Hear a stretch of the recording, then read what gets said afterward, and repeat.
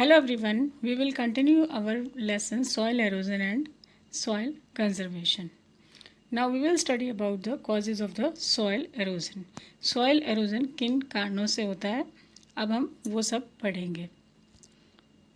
Soil erosion is caused by natural process in which water flowing down hills and wind, and the human activities in which overcropping, overgrazing and deforestation includes. We will study this one by one. First of all, wind. A strong wind carries away a good part of the topsoil, leaving the land barren. As you can see in the picture, बहुत तेज हवा अपने साथ मिट्टी को उड़ा के ले जाती है, जिससे कि फर्टाइल सॉइल उड़कर दूसरी जगह चली जाती है और उससे वो वाली ज़मीन जिस जगह से फर्टाइल सॉइल उड़ के गई है वो बंजर बन जाती है.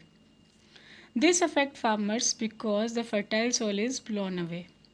ये फार्मर्स को बहुत ज़्यादा इफ़ेक्ट करती है क्योंकि हमारी उपजाऊ मिट्टी हवा के साथ उड़कर दूसरी जगह चली जाती है, जिससे फसल अच्छी नहीं होती. Quite often the roots of the plant lose their soil cover due to wind and die. ज़्यादातर जब हवा तेज़ चलती है तो प्लांट्स की रूट के ऊपर से मिट्टी उड़कर दूसरी जगह चली जाती है.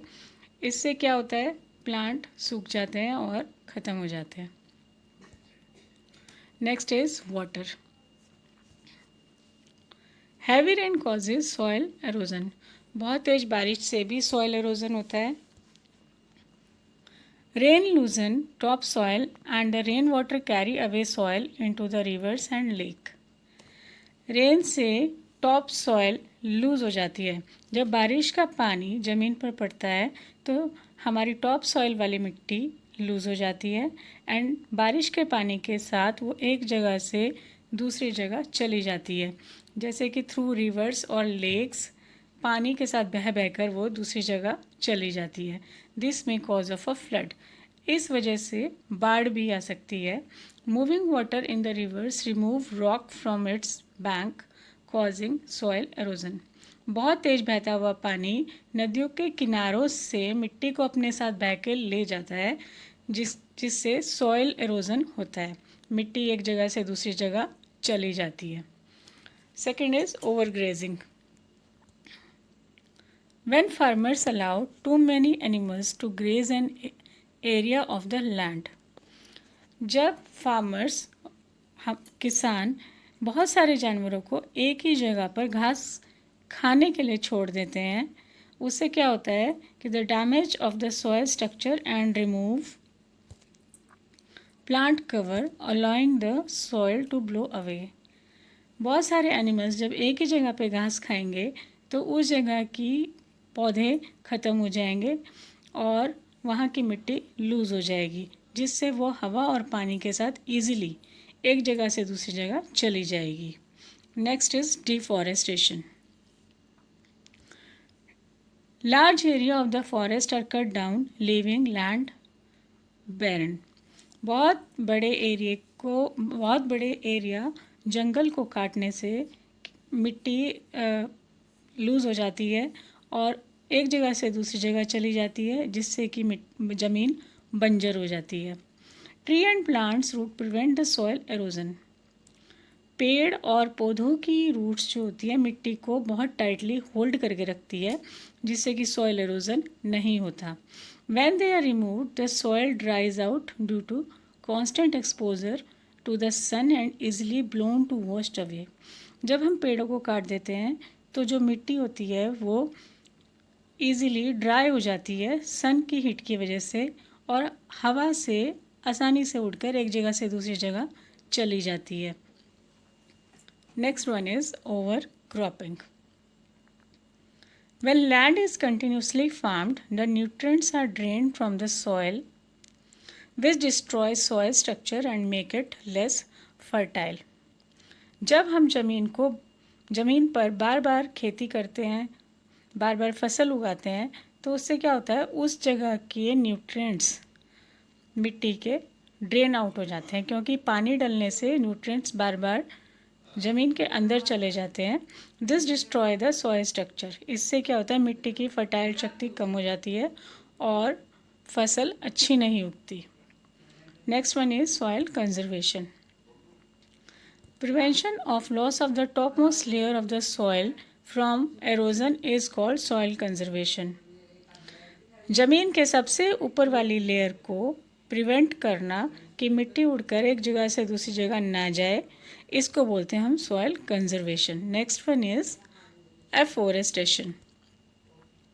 Afforestation is the establishment of a forest or stand of the trees in the area where there was no previous tree cover. Afforestation means एक ऐसी जगह जहाँ पर पेड़ नहीं हैं और वहाँ पे बहुत सारे पेड़ लगाना, उस एरिया को कवर करना is called afforestation. Terrace farming.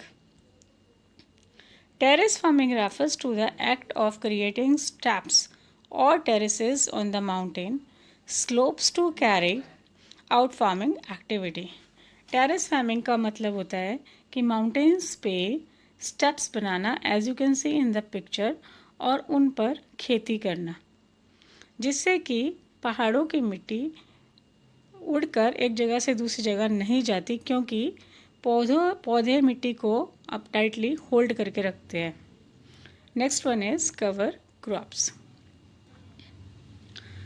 The field lies bare between the harvesting one crop and planting the next crop.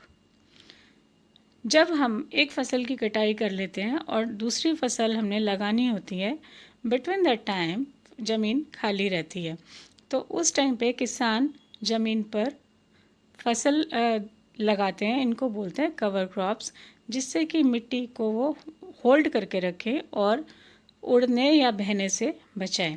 In cover crops में बेसिकली आती है grass, peas, groundnuts are example of cover crops. The roots of cover crop hold the grain of the soil together and prevent them from being blown away. Cover crop की root मिट्टी को hold करके रखती है और उसको blow away होने से रोकती है। Forest and balance in nature. If it is necessary to cut the tree, then it should ensure that new trees are planted in the place of care of. Means कि अगर हमारी ज़रूरत है पेड़ों को काटना, तो उनकी जगह हमें नए पेड़ भी लगाने चाहिए और उनका ध्यान रखना चाहिए। For this we celebrate one महोत्सव every year during rainy season. इसके लिए हम हर साल बारिश के मौसम में वन महोत्सव बनाते हैं। Thank you. Have a nice day.